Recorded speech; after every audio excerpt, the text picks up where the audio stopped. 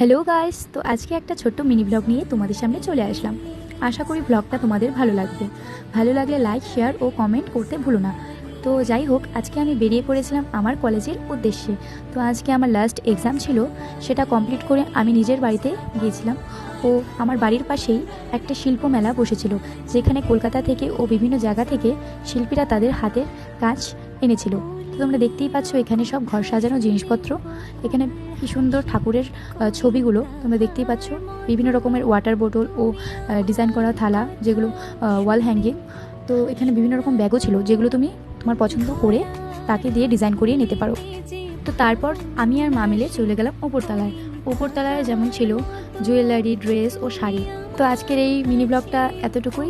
তো ভালো লাগলে লাইক, শেয়ার, কমেন্ট করো আর আমার পাশে থেকো। আমি এইভাবেই ছোট্ট ছোট্ট মিনি ব্লগ আপনাদের সামনে নিয়ে আসবো। আর ভিডিওটা দেখার জন্য অনেক অনেক ধন্যবাদ।